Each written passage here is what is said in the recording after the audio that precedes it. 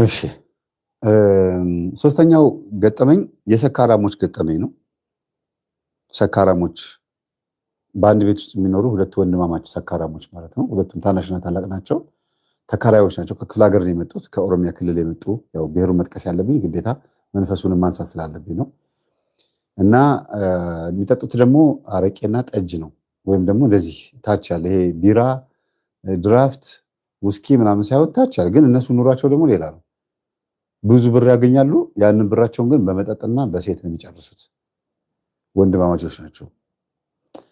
እና በእነዚህ በወንድማማቾች መካከል ደግሞ አከራይ አለች። አከራይዋ ደግሞ ወጣት ናት። ወጣት ነች። ከእናቷ ነው የወረሰችው ግቢውን። ግን ገና ልጅ እያለች ስለሆነ ግቢውን የወረሰችው ስታድግ መተዳደሪያ ይሆናታል ብለው አንድ እናት አንድ ዘመድ ከክፍለ ሀገር መጥተው የሙት ልጅ ናት ብለው ግቢ ውስጥ ጥሩ ጥሩ 5 ክፍል ቤቶችን ሰርተውላት እድሜዋ ከፍ እስከሚል ድረስ አብሬያት ሊቀመጥ ብለው እዛው በመጡ በ5 ዓመታቸው እዛ በመጡ በ5 ዓመታቸው አረፉ። ልጅቷም ትንሽ ከፍ ብላለች። የ9 ዓመት ልጅ ሆና መጡ። የ9 ዓመት ልጅ በአንድ ግቢ ውስጥ እንዴት ተቀመጭ ይባላል ብለው አብረዋት ተቀመጡ። ከዛ የ14 ዓመት ልጅ ሆና አረፉባት። እድሜዋም ቁመቷም ከፍ ብሏል። ግን 14 ዓመት በጣም ትንሽ ነው። ግን ደግሞ ፊዚካሊ ስታት ያደገች የደረሰች ስለምትመስል ጎረቤትን አደራ ብለው እንደዚህ እጃቸውን ይዘው አደራ የሞት ልጅ ናት፣ እኔም ሞቻለሁ፣ ሌላ ዘመድ ከመጣ ግቢዋን ንብረቷን ይወርሷታል። ይህንን መሬት ይህች ልጅ ምንም አታውቅም ብለው ይህንን መሬት የወረሰባት ችግሯ ልጅቷን ያጭበረበረ ችግር የፈጠረባት እግዚአብሔር በቃ እንዲህ አድርገው ብለው ተራግመውን የሞቱት አሉ። ሴትየው ኧረ እማማ እንደዚህ አይባልም፣ ችግር የለውም እኛ ልጃችን ናት እኮ ምናምን ብለው እግዚአብሔር ይስጣቸው። ጎረቤትም በጣም ደግና መልካም ጎረቤቶች ናቸው። ልጅቷን ለቁም ነገር አበቋት። ትምህርቷን እስከምጨርስ ድረስ ከተከራዮች ብር እየተቀበሉ አካውንት እያስቀመጡላት የባንክ ቡክ ተከፍቶ አንድ መልካም ሰው አለ። ጎረቤት አባወራ ነው። በዚህ አጋጣሚ እንዳሽገረመው የተባረኩ አባት ያው ያውቃል ይሄ ታሪክ ስለሚታወቅ ማለት ነው። አሽገረመው የዚች ልጅ አስተዳዳሪ አባት ሆነው ያሳደጓት ጎረቤት ሆነው አስቡት እንግዲህ ከልጆቼ እኩል ነው የምትበላው ብሎ እራት እሳቸው ጋርም እየመጣች እየበላች የቤቷ እያደረች ተከራይ እንዳይለክፋት በሯን ቆልፋ እንዴት መተኛት እንዳለባት እያደረጉ እየነገሯት ላጤ አናከራይም ብያሉ ማለት ነው። ወንድ ላጤ አይከራይም ልጅቷ እንዳይጎዷት ተብሎ እድሜዋ ከፍ እስከሚል ተጠብቆ ልክ ከ19 ዓመት 20 ዓመት ሲሞላት አሁን ላጤ ብናከራይም ባናከራይም አንቺ ነሽ የምታውቂው፣ ስለዚህ በቃ ይኸው እዚህ ድረስ አድርሼሻለሁ፣ የባንክ አካውንትሽን የቀበሌ መታወቂያዎችና ገንዘቡን ታረከቢም ብለው የኪራይ ቤት ያስቀመጡትን ገንዘብ በሙሉ ሰጧት። እሷ ደግሞ ለውለታቸው ብላ ደግሞ ከሰጧት ገንዘብ ላይ ሩቡን ሰጠቻቸው። ያ ማለት 25% ማለት ነው አይደል? ሰጠቻቸው። በጣም አመሰገኑ። እግዚአብሔር ይስጥልኝ አሏት። እሷም ደግሞ በጣም ብዙ ብር ነው የተሰጣት። አስቡት፣ የቤት ኪራይ ገንዘብ አለ። እንደገናም እነሱ ቤት ስለምትመገብ ከዛ ላይ የአስቤዛ ምናምን ያነሳሉ እኮ ግን ያን ያክል ይደርሰኛል ብላም አላሰበችም። እንደዚህ ማለት ደግ ጎረቤት አለ። እንደዚህ አይነት የተባረከ ከአባትም ከእናትም በላይ የሆኑ ጎረቤቶችም አሉ። እግዚአብሔር ይስጣቸው፣ ተባረኩ። በተለይ ጋሽ ገረመውና ባለቤታቸው የተባረኩ ሰዎች እና ብሌስድ ፋዘር የተባረኩ አባት። እዚህ ላይ በእንግሊዝኛ ነው የጻፈብኛል፣ እዚህ በአማርኛ ነው። ለዛ ነው እንጂ እንግሊዝኛ ችዬ አይደለም። በእውነት መልካም ሰው ናቸው። እግዚአብሔርን ስለሳቸው ረጅም ሰዓት ባወራ ደስ ይለኝ ነበረ፣ ግን ይበቃናል። ምንድን ነው እቺ ልጅ ልክ ራሷን ከቻለች በኋላ አሁን ላጤ ማከራይ ትችላለሽ፣ ማንም ሰው ቢከራይ ራስሽን ትጠብቂያለሽ፣ ልጄም እየመጣች አንቺ ጋር ደግሞ ታድራለች። አጠቃላይ በቃ ጥሩ ልጅ እንደሆነች ስለሚያውቁ አሳልፋ ራሷን ለመጥፎ ነገር ለዝሙትም ለምንም እማትሰጥ መልካም ልጅ ደግሞ ቤተክርስቲያን የምትመላለስ ሰንበት ተማሪ፣ ሰንበት ትምህርት ቤት በጣም አልገባችም፣ ግን እንደዚህ የምትመላለስ ልጅ እንደሆነች ስላወቁ አይ ያን ያክል እንኳን ብዙ ማትሸነፍ ልጅቷ ጎበዝ ናት። ፊዚካሊ ደግሞ ስታያት ደግሞ የ26 ዓመት ምናምን ልጅ ትመስላለች። የ19 ዓመት ልጅ ሆና የ26 ዓመት የ27 ዓመት ልጅ የምትመስለው ፊዚካሊ ትንሽ ረዘም ገዘፍ ብላለች። እድሜዋን እንትን ሰውነቷ አልፎታል እና ግዴላችሁም አንቺም እየሻጫውቻት አንዳንድ ነገሮችን የመጣሽ ንገሪኝ ብለዋት በቃ ጥሩ አድርጎ ነው ያሳደጓት። ብታገባ እንኳን እኛን ምንድራት አባትና እናት ሆነው ብሎ ነው ያን ያክል ትልቅ ግቢ ባደራ መልክ ተቀብሎ እርግማንን ፈርቶ እንደ እርግማንን ባይፈሩም ራሱ በቃ ይሄን የሚያክል ቢሸጥ ማለት 30 ምናምን ሚሊዮን ብር የሚያወጣ ግቢ እኮ ነው እናንተ መሀል አዲስ አበባ ላይ እኮ። አሁን ትንሽ ግቢ ያላቸው ሰዎች ያሰጋሉ እንጂ ያው ይፈርሳል። ለምን ልማት እየተባለ ብዙ ቦታ እየፈረሰ ነው ያለውና ከዛ አንፃር ትንሽ ሊያሰጋት ይችል ይሆናል እንጂ በጣም የሚገርሙ ሰው ናቸው በእውነት። እነዚህ ሁለት ሰካራሞች ቤት ክራይ ጠዋት መጥተው ተከራይተው እቃቸውን አስገብተው ማታ ሲመጡ ሬነሽ ዘራነሽ ምናምን ማለት ጀመሩ። በቃ እንዴ ወይኔ ሰካራሞች ናቸው አለች። አሁን አሏት። እነሱ ደግሞ በቃ ምን ይደረግ ገብተናል፣ 1 ወር ነው ከዚህ በኋላ ውጡ ብትል እንኳን ከ1 ወር በኋላ ነው የምንወጣው በቃ እያሉ በቃ ያሾፉባት። ከዛ ልጅቷ ጎረቤት ሄዳ ተናገረች። ኧረ ሰክሮ መጡ ወይኔ ጉዴ ዛሬ የገቡት ሰዎች አለች። ነው በቃ ሰካራም ከሆኑ ሰክሮ የሚተኙ ከሆኑ ችግር የለውም ምንም አይድጉሽም። በሩ የግቢው በር ጋር ስለሆነ ቤታቸው እንደገቡ ወደ ቤታቸው ይገባሉ። ለአንቺ ደግሞ ለብቻሽ ደግሞ ሌላ ተጨማሪ የሆነ ነገር አጥር እናዘጋጅልሻለን ምናምን ብሎ እንደ ሰካራም አወራሁባቸዋል። ትስቃላችሁ። እና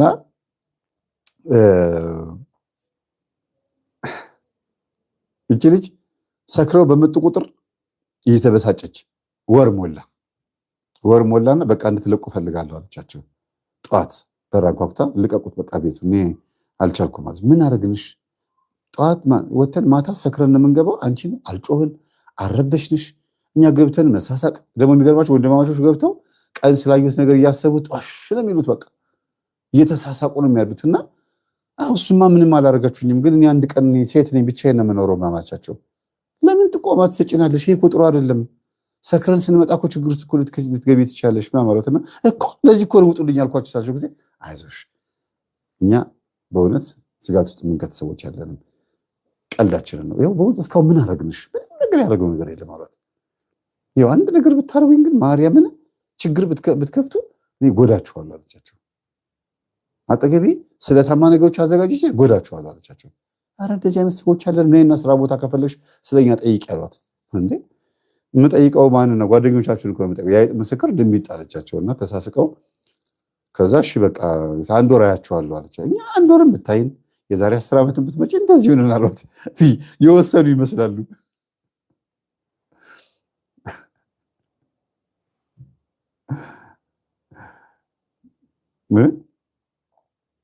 ምንድን ነው የምትጻጻፉት?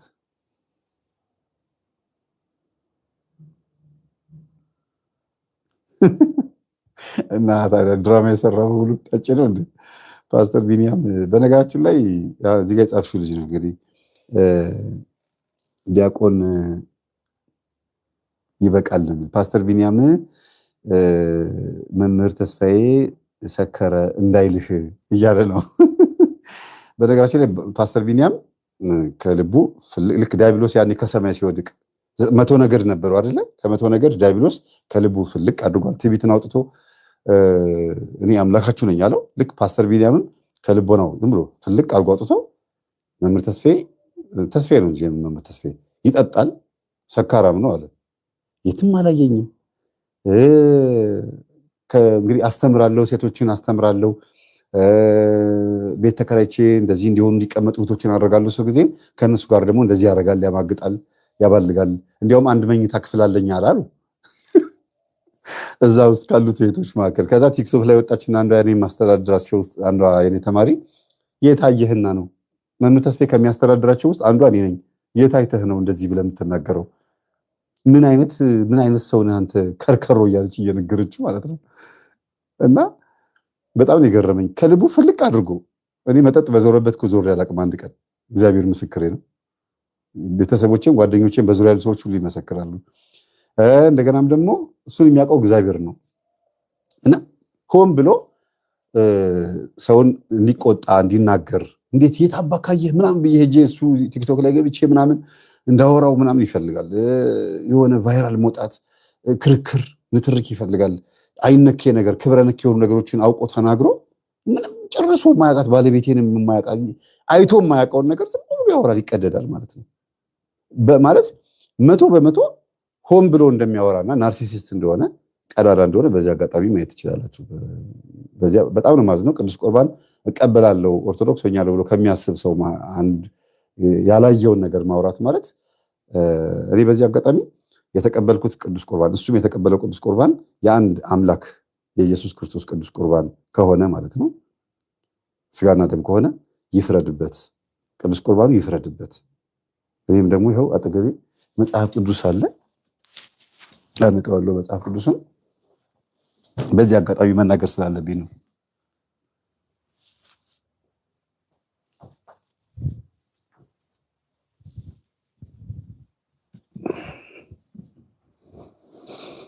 ያው መጽሐፍ ቅዱስ አለ።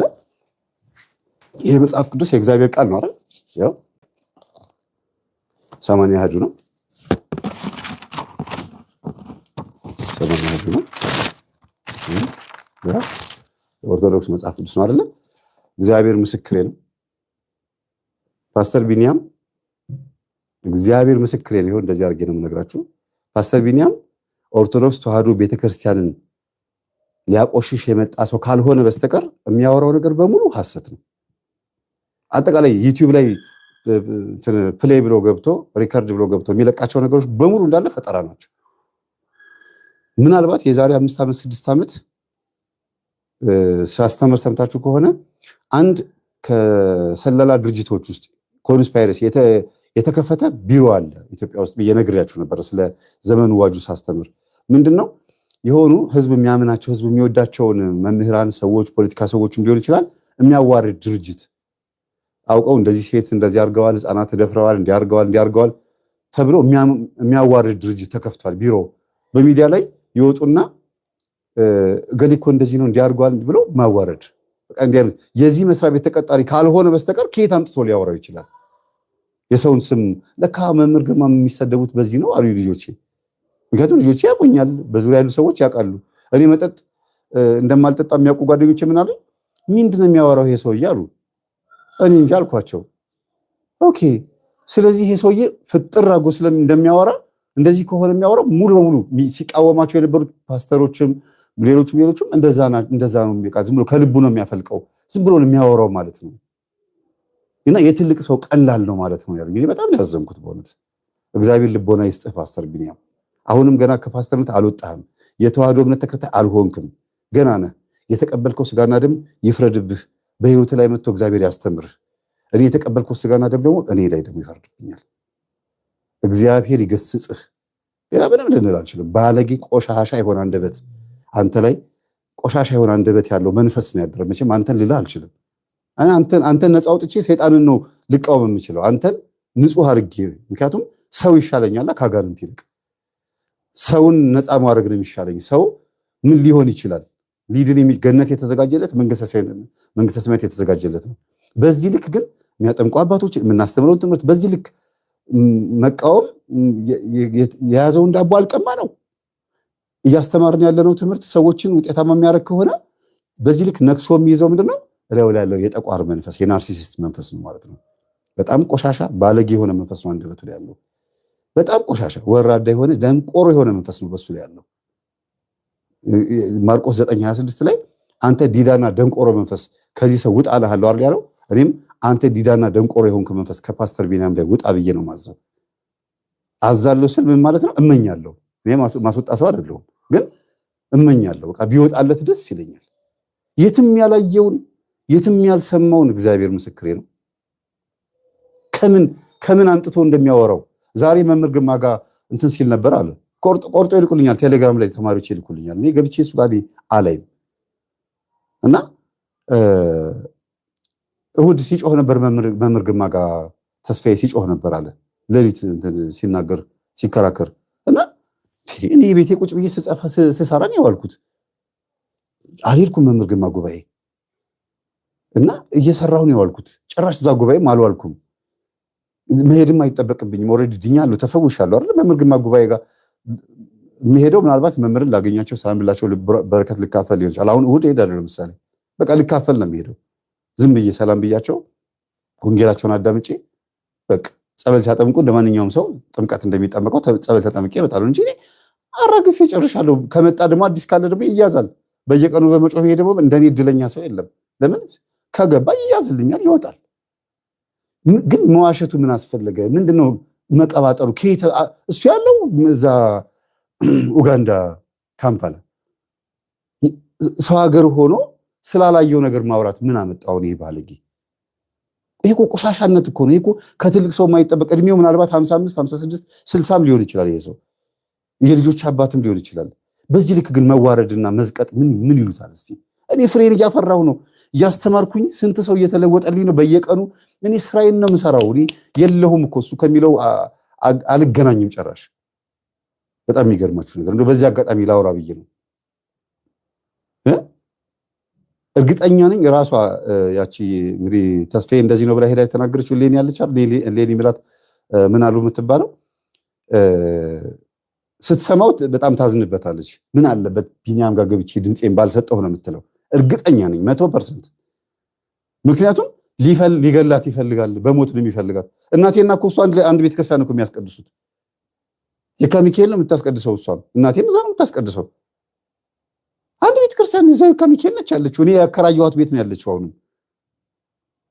እና በካህን መጥቶ እንደዚህ ለምኑ ባካችሁን አታጋልጡኝ አታዋርዱኝ ብሎ ሌኒን ሊገላት ይፈልጋል። አስቡት። እኔ መምህር ተስፋዬ ሌኒን በሞት ነው የሚፈልጋት ማለት እርግጠኛ ነኝ። ሌኒን ስትሰማ በጣም ነው የምታዝነው፣ በጣም ነው የምታዝነው። ምን ጥሎ የነሱ ጋር ሄጄ ድምፄን የሰጠሁት ነው የምትለው። ይሄን ያሳሳታት ማን ነው? ወደ ቢኒያም ጋር ያ ልቦና ቲዩብ ነው እንደዚህ ብለ የሚያሳስታት። ምክንያቱም እሱ ራሱ አሁን ከዩቲዩብ ድራሹ ጠፍቷል። እና ማለት እግዚአብሔር እየተበቀለልኝ ነው። እኔ ላይ ችግር የሚፈጥሩብኝ ሰዎች በትክክል ሳያቸው እንትን ሲዋረዱ ያያቸዋለሁ። ለምን? እኔ በቅንነት ነው እያገለገልኩ ያለሁት። እጄን ቆርጥመው ሲበሉኝ መቼም ዝም አይልም እግዚአብሔር። ያበላቸው ያጠጣቸውን ወይም ደግሞ ያስተዳደራቸውን እጅ ቆርጥመው ሲበሉ ዝም አይልም እግዚአብሔር። እኔ እግዚአብሔር በፈቀደው መንገድ በቅዱስ ቁርባንም ሊሆን ይችላል፣ በንስሐም ሊሆን ይችላል፣ በማንኛውም መንገድ በቅንነት እያገለገልኩ እንደሆነ እኔና ቤተሰቦቼ ነው የምናውቀው። በተለይ ደግሞ እኔና እግዚአብሔር እና ይሄ ቢኒያም የሚባል ሰው እግዚአብሔርን ከጴንጤዎት ወደ ኦርቶዶክስ የመጣው ኦርቶዶክስ ውስጥ ሆኖ ቤተክርስቲያንን መሳደብ ቤተክርስቲያንን ማንቋሸሽ ግዴታ ስለሆነ ነው። ለምን? ምን ማለት ነው? እዛው ፓስተር ሆኖ እዛው ጴንጤ ሆኖ ቤተክርስቲያንን ቢናገር ምን አገባህ ነው የሚባለው። በማያገባ ሃይማኖት ገብቶ በመናገሩ ሊከሰስ ሊታሰር ይችላል። ስለ ዘማሪያን ስለ ሰባኪያን መናገር አይችልም። እኛው ጋር መጥቶ ግን የኛኑ ከተናገረ ኦርቶዶክስ ስለሆነ ያረመ ነው የሚባለው። ደግሞ በጣም የምታሳዝኑኝ እሱ ጋር ገብታችሁ የምታበኩ ዲያቆናት፣ መምህራን፣ መርጌቶች እግዚአብሔርን በእውነት የመጨረሻ የምትገርሙ አሽቃባጮች ናቸው። እሱ ጋር ገብታችሁ የምታወሩ እንዴት አይነት ባለጌዎች ናቸው! ሳታውቁን እኮ ነው የምታወሩት። የት ታቆኛላችሁ? እንደው አንድ ቀን እንኳን በስርዓቱ እንኳን ሀቅ ነገር አውርታችሁ አታውቁም። የምናስተምረው ትምህርት አታውቁ። ገብታችሁ ብታዳምጡ ሁሉ ነገር መጠምዘዝ፣ መዝሙር ብትሰሙ መጠምዘዝ፣ የምንለቀው ቪዲዮ በሙሉ አይጥማችሁም። ይሄ ናርሲሲስትነት ይባላል። ናርሲሲስት የሆነ ሰው የሚጠላው ሰው ሲመጣ ያደረገው ነገር በሙሉ አይጥመውም ይባላል። አይጥመውም። ስለዚህ ፓስተር ቢኒያም እግዚአብሔር ልቦና ይመልስ ወደ እውነተኛው የሆነው አመለካከት ያምጣ። ተዋህዶ ውስጥ ነው ያለው። መቼም ነኝ ካልክ ከተጠመቅ ግን ቆሻሻ የሆነ አንደበት ያለው መንፈስ ነው አንተ ላይ ያለው። በክት የሆነ ደንቆር የሆነ መንፈስ ነው አንተ ላይ ያለው። አይሰማም።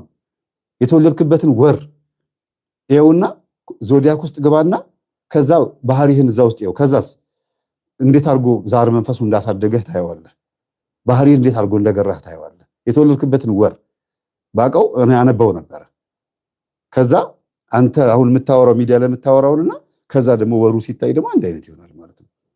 ያ ማለት ምን ማለት ነው? እኔ በኮከብ አላምንም፣ ግን በዛ ወር የተወለዱ ሰዎችን ዛሩ መንፈስ ምን ያደርጋል? እንደዛው እንደተጻፈው ኮከቡ ላይ እንደተጻፈው አድርጎ ያሳድጋቸዋል ማለት ነው። ያኖራቸዋል ማለት ነው። ሜቢ ለዛ ነገር የተሰጠ ሰው ከሆንክ እግዚአብሔር ከዛ ነገር ያውጣ።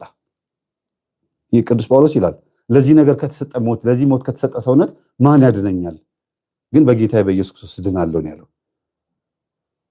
በዚህ አጋጣሚ እንደው ልናገር ብዬ ነው። እኔ በጣም እንዲህ ቆሽሽ ያለ እንደዚህ አይነት አንደበት ያለው ሰው ነው አይቻልም። ሚዲያ ላይ በጣም ባለጌ ቆሻሻ የሆነ ሰው ባለጌ ሰው እኔ እንጃ እንደዚህ አይነት በክት የሆነ ቃላት እያወጣ ሚዲያ ላይ ሲወጣ በጣም ነው የማዝነው። በክት አሁን ይሄንን እሱ ስድብ ብሎ ነው ይወጣል። በቃ ምክንያቱም ናርሲሲስቶች እንደዚህ አይነት ነገር ሲነገራቸው ስድብ አድርገው ነው የሚወስዱት። በጣም ይገርማል። እሺ ወደ ታሪካችን እንግባ። ሰካራሞቹ ከዚህን ቀን ጀምሮ በቃ ልጅቷ እንደፈቀደችላቸው ሲያውቁ ቅዳሜ ጧት ልብሳቸውን ያጥባሉ፣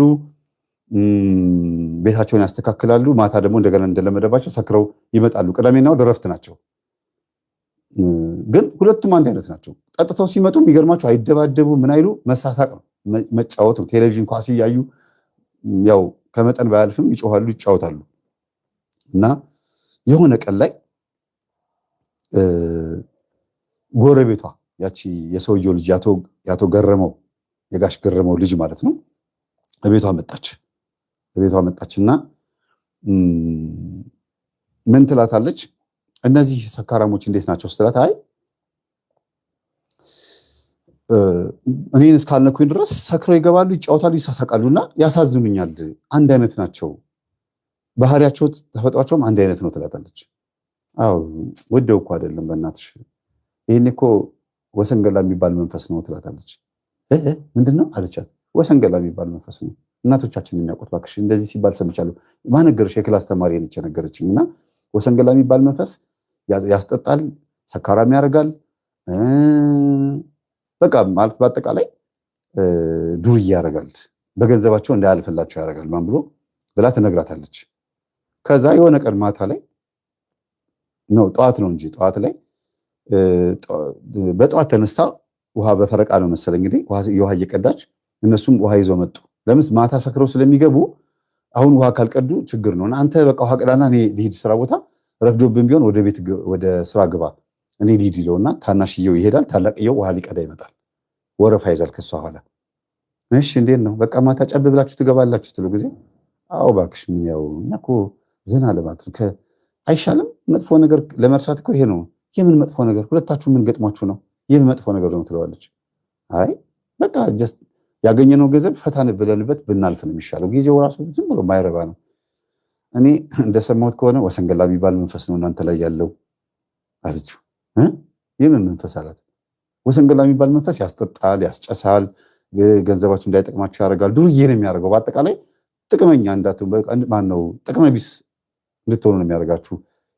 ህይወታችሁ ዝብርቅቅ ያለ እንድትሆኑ ነው የሚያደርጋችሁ ማን ብላ አስረዳችሁ። ከየት አገኘሽው? እኔ እንጃ ጓደኛ ነች ነገረችኝ።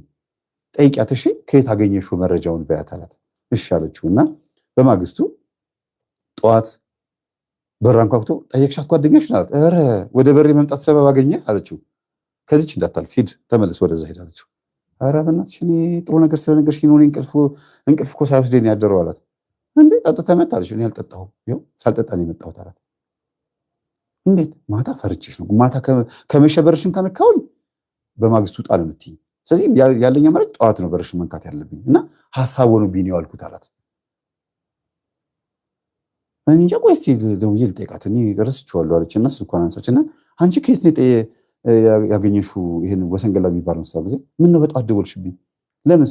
እኔ ለአከራዩ ስነግረው ጊዜ ከምንድን ነው የሰማሽው በያት እያለኝ ነው አብሮኝ ነው ያለው። እንዴ እቤትሽ አስገባሽው? ኧረ እዛው በር ላይ ነው ያለው በእናትሽ ወይ ከፈለግሽ ነው ያለቻት። በአጥሩ ላይ እንደዚህ ተጠላጠለችና የክላስ ጓደኛዬ ነች የነገረችኝ አለችው። በዛው በቤታቸው አጥር ላይ እኮ ክላስ ጓደኛሽን ከየት ነው ይሄን የሰማሽው በያት። ገጠመኝ የሚባል ነገር ምናምን ዩቲዩብ ላይ አለ መሰለኝ እሱ ላይ ነው የምትሰማው እና ሁሌ ነው የምትነግረኝ። በቃ ይሄን ነው የማውቀው አለችው። እና እሱ ሳይሆን አይቀርም ግን የእናንተ ስካር ግን ይለያል። ፈታ ያለ ስካር ነው፣ መሳቅ መጫወት እንጂ ሌላ ነገር የለባችሁም እና ምናልባት ገንዘባችሁን የሚያባክል ሊሆን ይችላል አለችው። ሰይጣን አለብኝ ብለሽ ታስቢያለሽ አላት። እንዴ ምን ማለት ነው አለችው። አይ ስታዩኝ እኔ አሁን ሰይጣን ያለብኝ ይመስላል አላት። እሱማ ሁሉም ሰው እኮ በልብስ የተሸፈነ ነው እንጂ ሰይጣን ታዲያ ልብሴን ሳወልቅ ነው የሚታየው። ምን ልታይ ፈልግሽ ነው ማን ብሎ በዛው ቀልድ ጀመሩና ማን ብላ ካጥሎ ወረደች። በዚህ ቀልድ ተጀመረ። ከዛ የምርህ ነው ሳጠጣን ያደርከው አለችው። አዎ አላት። እስቲ ና አለችውና ተጠጋችና ስታሸታ የለም መጠጥ። ስለዚህ የሰው ምክር የምትሰማ ሰው ነህ ማለት ነው አለችው። እኔ እንጃ አላት። ደንግጬ ነው ያልኩት አላት። ኦኬ እኔም ገጠመኝ አዳምጣለሁ አንተም ሂድና ስራ ቦታ ላይ ገጠመኝ አዳምጥ፣ ገጠመኝ የሚለውን ነገር አልቻለ እኔ ማዳምጣለሁ። በቃ እኔ ቤት ስለምውል እሱን ሳዳምጥ ብላ ከፈተችው። ገባ፣ ውሃውን አስገባ፣ አልጋ ላይ በጀርባው ተኛ። ቴሌቪዥኑን ከፈተው፣ ገጠመኝ ከፈተ። እሷ እዚህ ታዳምጣለች፣ እሱ እዛ ያዳምጣል።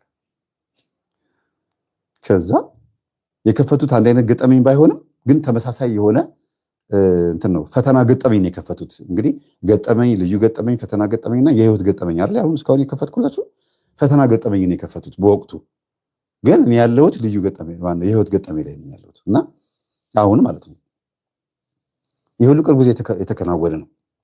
ወደ ጥቅምት ወር ህዳር ወር አካባቢ ነው በዚህ ዓመት ማለት ነው። ከዛ ማዳመጥ ጀመረች። እንዲህ የሚገርም ነው ምናምን ብላ ድምፁን ጨመር አደረገችው። እሱ እንዲሰማ መስሎታል። ድምፁ ስትጨምረው ያለ እንዳለ ያወቀች መስሎታል። ከዛ ጨመር አድርጊው በደንብ አይሰማም ከጨመርሽ አይቀር ሲላ ጊዜ እንዴ አልወጣም አልሄድክም እንዴ አለችው። አይ ራሴን አሞኛል በቃ እያዳመጥኩ ነው እኮ እኔም ራሴ አላት። እኔ ድምፁን የጨመርኩት ጓዳ ስገባ እንዲሰማኝ ነው። ወደ ኪችን ወደ መኝታ ክፍል ስገባ ቴሌቪዥኑ ቤት ሳሎን ስለሆነ ለዛ ነው የከፈትኩት አለችው። አይ እሱ እንኳን ለኔ ነው አላት። እኔ አላየሁም እንደ ሄድክ ነው የማውቀው አለችው። እሺ ጨምሪ በቃ ቁጥሩን ስንት ነው የምታዳምጪው አላት። ከዛ ቁጥሩን ነገረችው። ከፈተውና ወደኋላ ወደፊት እያደረገ ልክ እሷም ደቂቃውን ንገረኝ አላት። ደቂቃው ላይ እሷ የምታዳምጥበት ሰከንዱ ላይ ያገናኘውና እኩል ድምፅ ይሰማል። የእሱ ቤትና የቴሌቪዥንና የእሷ ቤት ቴሌቪዥን እኩል ነው የሚሰማው። ልክ ገጠመኙ እንዳለቀ አይገርምም አላት። በጣም ይገርማል። ለማንኛውም እግዚአብሔር ነው ያስተማረን። እንደዚህ አይነት ነገር አለ እንዴ በኢትዮጵያ ውስጥ አለች እሷ። አዎ አንቺን ብጠይቂ እኮ አሁን ጎረቤት እናትሽ የሉም አይደል ብቻሽ ነው የምትኖሪው አለ። ጎረቤት ብጠይቂ እኮ ይሄ ነገር ሊነግሩሽ ይችላሉ አላት። እንዴት አወቃለችው? ይኸው ሲናገር አልሰማሽም? ያለባችሁን ችግር ለማወቅ እናትና አባታችሁ እንዴት እንዳሳደጓችሁ ለማወቅ ወይ ቤተሰባችሁን ወይ ጎረቤቶቻችሁን ጠይቁ ነው እኮ እያለ የነበረው። ወይ እንደዚህ ሲል አልሰማሁትም ወደ ውስጥ ገብቼ ነበር አለችና በእርግጥም በቃ ሂድ ወደ ስራ ቦታ እዚያ አትዋል አለችው። እሺ ብሎ ዝም ብሎ ሻይ ሊጠጣ ወጣ። በቃ አሞታል፣ ራሱን አሞታል። ትናንትና ከነገረችው ጀምሮ በቃ እምቢ ብሎታል። አልጠጣምም፣ ዛሬም ደግሞ ራሱን አሞታል። ወሰንገላ ብላ ስለነገረችው ብቻ እኮ ነው። ወሰንገላ መንፈስ ምንድን ያደርጋል ነው ያልኳችሁ? ሲጻፉ እስቲ ምን ያደርጋል ነው ያልኳችሁ? ወሰንገላ መንፈስ ወጣቱን ምን ያደርገዋል? ሲጻፉ እና እሱ ሻይ ሊጠጣ ሲወጣ እሷ ደግሞ በሩን ዝግት አድርጋ ሄዳ ጎረቤት እናትየዋ ጋር የጋሽ ገረመው እናት ጋር ማነው ባለቤት ጋር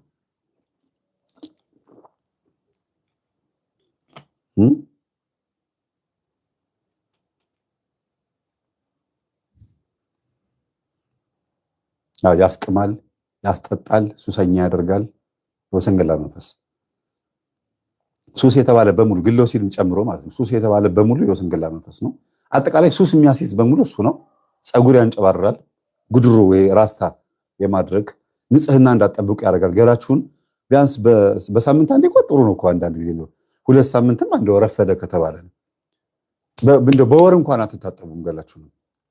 ጫማም እስኪሸት፣ ካልሲ እስኪሸት፣ ብብት፣ ሰውነት፣ አፍ አጠቃላይ ግምትምት ያለ ማንነት እንዲኖራቸው የማድረግ በኃጢአታችሁ በስጋችሁ እንደዛ እንድትሆኑ የማድረግ ባህሪ ያለው ማለት ነው ወሰንገላ። ይበቃል። ሌላ ጊዜ በደንብ በሰፊው አስተምራቸዋለሁ። ደግሞ ማስተምር ያለው እና እናትየዋም ምን ትላቸዋለች? ማዘር አቤት እናቴ ወሰንገላ የሚባል መንፈስ ታመልክ ነበር ያለች። ምክንያቱም የሰማቸው ስለ ወሰንገላ ነው። ከየት ሰማሽው አሏት። ድንግጥ አሉ። አይ እንዴ ዝም ብዬ ነው። ምክንያቱም ትምህርት ቀድም እየሰማሁኝ እናትና አባቶቻችሁን ጎረቤቶቻችሁን ጠይቁ። እናትና አባት እንኳን ባይኖሩ የሆነ ነገር አምልከዋል ወይ ደግሞ እንደ ባያመልኩም እንኳን ጠንቋይ ቤት ወይ ደብተራ ጋር ሄደዋል ወይ ደግሞ ጠንቋይ ያዟቸው ቤት ውስጥ ቡና መካደም ጀምረዋል ሊሆን ይችላል ብሎ ሲል ነበር። ማን ነው ሲያምጩ ትምህርቱን? ምን የሚሉት ደፋር መምህር ነው። በተስኪያን ደግሞ እንዲህ ያለ ትምህርት አለ እንዴ ምናምን አሉኝ ሴትዮ። ከዛ ቲቪውን አመጣ፣ ሪሞት አንስታ ከፈተችላቸው። ማንም የለም ቤት ውስጥ ሴትዮዋ ብቻ ናቸው። ከፈተችላቸውና እሷ ያዳመጠችውን ትምህርት እንዲያዳምጡ ሳይሆን ሌላ ያልሰማችውን ትምህርት ከፈተችና አብረው ማዳመጥ ጀመሩ። መርጣ ርዕሱን መርጣ ማለት ነው። አጋጣሚ እዛም ላይ ስለ ጠቋር፣ ስለ ወሰንገላ፣ ስለ አዳልሞቴ ያወራል። አሁን ያለውን እስቲ መልሹ አሏት። ይሄ ማን ነው አዳልሞቴ? እሱን እናትሽ እሱን ታመልክ ነበረ አሏት። አዳልሞቴ ያው ምን ይሆን ደግሞ እሱ አለች። አይ ሰይጣን ነው እሱ። እኔም ራሴ እኮ አመልክ ንስሐ ገብቼ ቆርቤ ነው እንጂ እኮ እኔም እኮ አመልክ ነበር። የኔና የሷ ስለማይገጥም ተውኩታ። የእርሶ ማን ነው የሚባለው? የኔ አዳኝ ወርቆ ነው የሚባለው አሏት። ያው ብሔሩም ይታወቃል። አዳኝ ወርቆ ነበረ። ተውኩት። ንስሐ ስገባ እንደው ትንሽ አሰቃይቶ የነበረ ከዛ በኋላ ልቤን ክብድ ሳረግበት በመንፈስ ህይወት ጥሎኝ ሄደ። አይ ያው ዝም ብሎ ጥሎማ ሄድም ሲል ሰምቼዋለሁ። የሆነ ዋጋ ያስከፍላል፣ የሆነ ነገርማ ያደርጋል አለች። ወዲያው ገብቷታል። ትምህርቱን አዳምጣ ትምህርቱ ላይ ያለው ነገር በደንብ ሰምታለች። እና በሩ ጓጓ ሲል ሰማች። ለካ ቁልፍ ቤት ትቶ ነው እሷ ቤት አለች ብሎ የግቢው ቁልፍ ሳይዝ ነው የወጣው። እና በሩን ዝም ብሎ ግጥም አድርጎ ነው የወጣው። አረ ቤት በርሽ እየተንኳኳ ነው፣ ሂጅ አሏት። እሳቸው ትምህርቱን እያዳመጡ እሷ በር ልትከፍት ሄደች። በሱ ልትከፍትለት ግብ አለችውና ከፈተችለትና ሄዳ የራሷን ቤት በር ቆልፋ ለሱ ግቢ ከፍታ ተመልሳ ሴትዮዋ ጋር መጣች። ከዛ ሄዳ ገጠመኙን ጨርሳ ስትመለስ አሁን ደግሞ አዳልሞት የሚባል አዳመጥኩኝ አለችው። የት? እማማ ጋር ሂጂ። እሳቸው ጋር ሄድሽ? አረ ትምህርት እየተዳረሰ ነው፣ አሪፍ ነው። እስኪ ዛሬ ከወንድሜ ጋር አዳምጣለሁ፣ በጊዜና ብየዋለሁ፣ አሞኛል፣ በጊዜና ብየዋለሁ። አረ አዎ ጥሩ ነው፣ በቃ እንደዛ ከሆነ በጣም አሪፍ ነው፣ በርቱ በእናታችሁ፣ ይሄ ነገር ይጠቅማል መሰለኝ አለችውና ሲያዳምጡ 1 ሳምንት 2 ሳምንት ሲሆን በቃ ማለት ከስካሩ መላቀቅ አቅቷቸዋል። አንዳንድ እየጠጡ ይመጣሉ፣ ግን ቀን በደንብ ያዳምጣሉ ሲሉ ወር ሲሆን ልክ ጥር ወር ጥምቀት ሊመጣ አካባቢ ላይ የስላሴ ጥምቀት ጥር ስላሴ ዓመት አይደለ? ጥር ስላሴ ላይ በቃ እርም አሉ። አንጠጣም ከዚህ በኋላ ጉድ ያደረገን ይሄ ነው፣ ገንዘባችን የጨረሰው ይሄ ነው፣ እቺ ልጅ እግዚአብሔር ይባርካት ካፏ ላይ ወጣው ይማም ብለው መተው ከጧት ከቤቷ ስትወጣ ጥምቀት አብረን እንዋል አሏት። ሎሚ ልትወረውሩብኝ ምናምን ብላ ቀለለችና እሺ ችግር የለውም እንዋል አሉ። የጥር 7 ቀን እርም አሉ። ከዛ ከተራ ቀን አብረን እንዋል ብለዋል። እንግዲህ አብረው ዋሉ። ማታ ሲመለሱም አብረው ተመለሱ። ተጀመረ ማለት ነው ምን ጉርብትና። ከዛ ቤቷ ቴሌቪዥን ከፍታ መተው እንዲያዳምጡ ማድረግ አየቻቸው። በቃ የዋሆች ናቸው፣ ምስኪን ናቸው፣ ምንም አያውቁም ምናምን ብላ መተው ማዳመጥ ጀመሩ። እሷ ሶፋ ላይ ለጥ ብላ እንቅልፏን እነሱ ገጠመኛ አዳምጠው እሷ ቤት ወደ ቤት አልብሰዋት ምናምን እንደዚህ የልብስ ማለት ነው ብርድ ልብስ ነገር አልብሰዋት በሩ ቀስ አድርገው መልሰው ከፍተው ቴሌቪዥኑ አጥፍተው ቤታቸው ሄዳ ያዳሉ። ጠዋት ስትነሳ እንዴት እንደነበረ ማታ ስታስበው ገርሟት በቃ ጥሩ ሰዎች ናቸው ማለት ነው እነዚህ ሰዎች። እግዚአብሔር በእኔ ላይ ሆኖ በጓደኛዬ ላይ ሆኖ እኔን ደግሞ ወደ እነሱ አድርጎ ይሄ ነገር እንድናዳምጥ ረድቶናልና አሁን መምህር ተስፋዬ መጥራት አለብኝ ብላ ጥምቀት ካለፈ በኋላ ተገናኘን። አሁን ያለፈው 2 ወር ማለት ነው። ከዛ ተገናኘን። ይሁን እነዚህ ልጆች እየሰከሩ ነበር የሚመጡ። በፊት የነበሩበትን ቤት የሚያባርሯቸው በዚህ ነው፣ ግን የዋህ ናቸው። አሁን መጠጥ አቆመዋል። እኔም ደግሞ እንደዚህ ነው፣ ይሄ ቤት የኔ ቤት ነው። አንቺ ቤት እናትና አባትሽ እሷ ጊዜ የሉም አለች።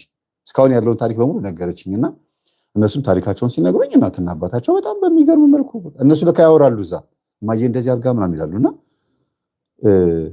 የሚገርም ታሪክ ነው።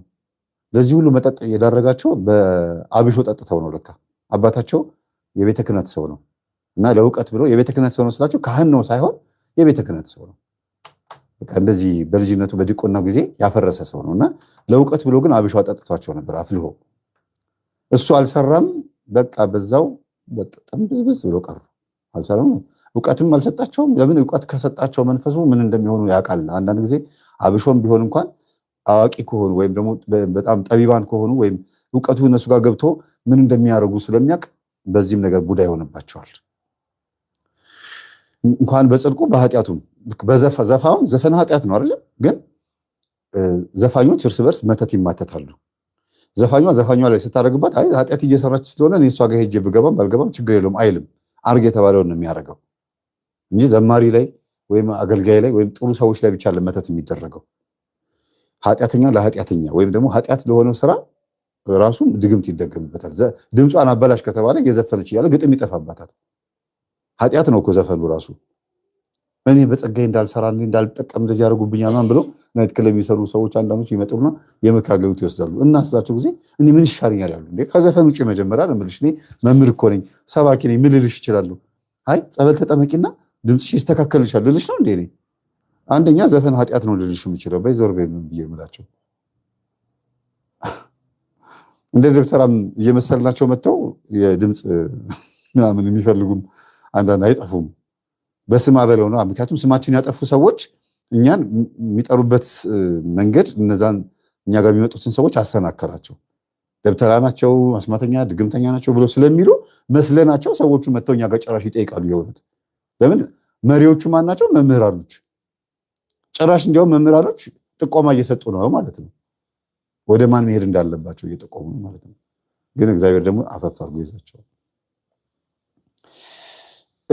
ለማንኛውም ሰዓት እየሄደብኝ ስለሆነ 3 ሰዓት ሊሞላ ነው በኢትዮጵያ ሰዓት አቆጣጠር ሳይሆን ቪዲዮ ለ3 ሰዓት ያክል ሊሆን ነው ማለት ነውና ቶሎ ልጨርሰው። ከዛ እነዚህ ልጆች መስገድ፣ መጾም፣ መጸለይ በጣም ጀመሩ። እግዚአብሔር ይመስገን አሁን በጣም ደስ የሚል ሁኔታ ላይ ያሉትና ስራቸው ጥሩ ነው። ደሞዛቸው በጣም አሪፍ ነው። ታውቃለች ልጅቷ እና አማራጭ ሆኜ ነው የቀረብኩት በሚዲያ ሳይሆን በቦታውም ሐሳቡን ልገልጽላት ሞክሬ ነበርና መምህር ጸሎት ላድርግበት ሱባኤ ሊያዝበት ነው ያለችኝ። እነሱ ግን ሱባኤ ይዘው ከሁለት አንዳቸው አስበዋታል። እሷን ከሁለት አንዳቸው እንዲህ ነው ብዬ መናገር አልችልም። እና ልጅቷን ማሰብም ግድ ነው። እንደዚህ ለህይወት አብቅታቸው ታዲያ ማንን ይመኙ? የኔ ሚስት ሆነች ብሎ የሚመኛት ሰው ሆና ነው የተገኘችው ልጅቷ። በጣም ምስኪን ልጅ፣ ጥሩ ልጅ ነች። እና ምን ትያለሽ የኔ እህት? ጥያቄ ነው እንግዲህ ምን እያልሽ ነው እህታችን? እነዚህ ልጆች እግዚአብሔርን መንገድ አሳየሻቸው፣ ለቅዱስ ቁርባን ሁሉ አበቃሻቸው፣ አብራችሁ የምታስቀድሱት ግን ፈሩሽ። እንዴት እንደዚህ ትላላችሁ ምናምን እህታችሁ ነኝ ምናምን ብለሽ እንዳትያቸው በጣም ደነገጡ፣ ፈሩ። እኔም ሐሳቡን ሳቀርብልሽ መምህር እኔ እንደዚህ ነገር አላሰብኩም ምናምን ስላልሽኝ እኔም ይሄን ሐሳብ ስለነገርኳቸው ቢሆንስ ብዬ ነው የጠየኳት። እንደዚህ ቢያስቡስ እነዚህ ልጆች ምን ትያለሽ? ድንገት እንደዚህ ነገር ጥያቄ አላቀረብልሽም ምናምን ብዬ ነው ያልኳት። አውቄ ብለውሻል አላልኳትም። እኔ አላሰብኩትም ብላ ቀለል ጋር የነገረችኝ እና የትኛው ልጅ እንደሆነ አላቅም። አንቺ አይንሽን ጠብ ያረግሽበት ሰው ካለ አዝናለሁ። የወደደሽ ያልወደደሽ ላይ አይንሽን ጥለሽ ከሆነ ግን ከሁለት አንዳቸው ወደውሻል። ሂጂና አሁን በር ከፍተሽ ሄደሽ ማንኛው ነህ ብለሽ ጠይቂ። ይኸው እየሰማች ነው። አሁን በዚህ ቅጽበት አብራችሁም ከሆናችሁ እንግዲህ ሶስታችሁም እየተፋፈራችሁ እንዳይሆን፣ ቤታቸው ከሆኑ ግን በር ከፍተሽ ሄደሽ የትኛው ነህ እኔን የወደድከኝ ብለሽ መጠየቅ ትችላለሽ።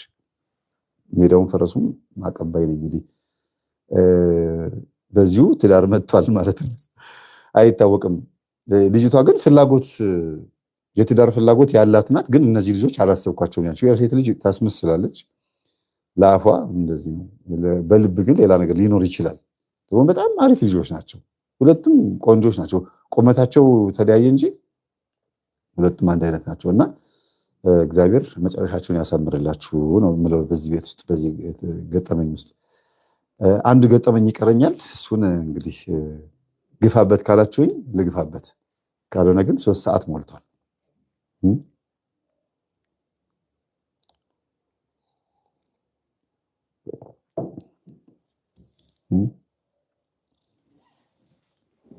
ሱባኤ ግቡ። ጎበዞች። ሱባኤማ ገብታለች እሷ ሱባኤ ገብታለች፣ እነሱም ሱባኤ ገብተዋል። ግን እግዚአብሔር የሚያሳያቸው ቤታቸው ውስጥ ያለው መንፈስ ጥርግ አድርጎ ማስወጣት እንዳለባቸው ብቻ ነው እያሳያቸው ያለው። ግን እኔ ደግሞ መልዕክቱን ማድረስ ቀጥሎም ደግሞ የምስራች ሰርፕራይዝ ማድረግ ነው። ደክመሃል፣ እግዚአብሔር ይስጣችሁ፣ ይደክመሃል። እንደው እንደዚህ አይነት ቤተሰብ ስላለኝ ደስ ብሎኛል። 1700 ሰው ላይክ አድርጓል። ዋው ዋው ዋው! 1700 ሰው ገብቶ ገጠመኙን ነገ ቀጥለዋለሁ ብሎ ወጥቷል። አሁን 1300 ሰው አየር ላይ አለ። በሰባኪ ደረጃ በዚህ ልክ በየቀኑ ላይቭ እየገባ በዩቲዩብ ይሄን ያክል ሰው የሚከታተለው ሰው አለ። በጣም ደስ ይላል። እግዚአብሔር ያክብራችሁ። ደስ ብሎኛል። አመሰግናለሁ። ይሄ ትልቅ ለውጥ ነው። በጣም ትልቅ ለውጥ ነው። ቤተሰቦች እግዚአብሔር ይስጣችሁ። ይሄን ይመስላል የዛሬው ፕሮግራማችን።